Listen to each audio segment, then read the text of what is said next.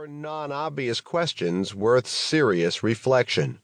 A few years later, I was in the hospital with an unknown but serious condition.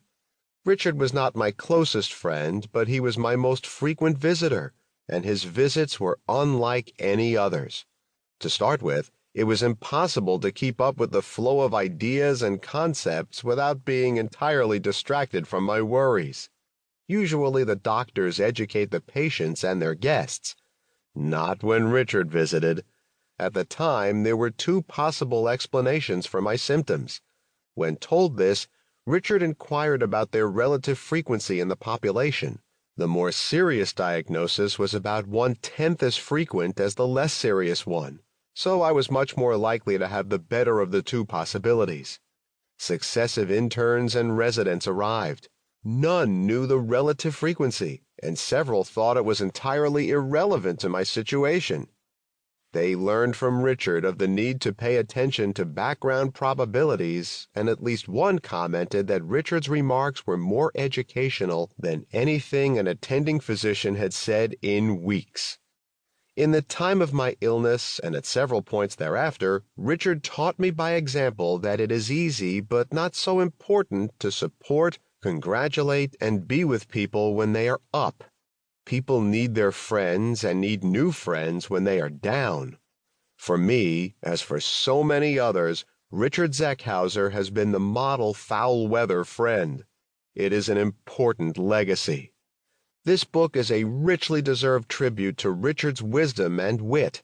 I promise the listener who will never meet Richard that it is much more. It is a source of explicit guidance on how you can be shrewder and wiser, and ultimately happier and more contributing. Enjoy the privilege I gained at that bridge table in 1968 and have so valued ever since, learning from Richard Zeckhauser. Introduction. The goal of this book is to help you think more analytically, which I hope will lead you to better understand the world around you, make smarter decisions, and ultimately live a more fulfilling life. This is an ambitious goal, and I would never have dared to write such a book if I were not building on the ideas of Richard Zeckhauser, a legendary Harvard professor who has helped me and hundreds of others progress toward this goal. The book is based on Analytic Frameworks for Policy, a course Richard has taught at the Harvard Kennedy School for more than 4 decades. Students learn analytic methods from various fields: economics, decision analysis, behavioral decision, game theory, operations research, etc., and many describe it as life-changing. Hsien Loong, the Prime Minister of Singapore, took this course when he came to Harvard as a student many years ago.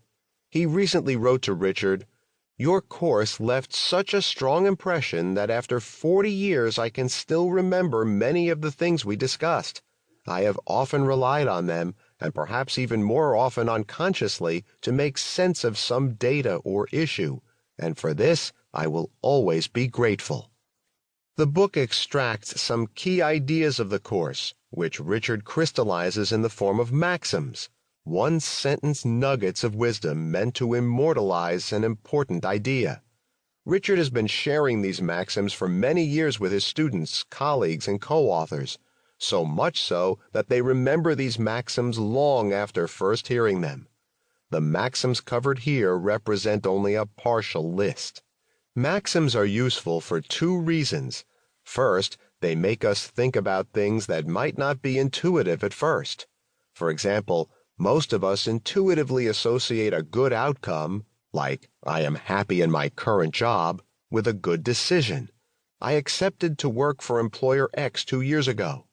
And the maxim, "good decisions sometimes have poor outcomes," can remind us to counter that intuitive notion.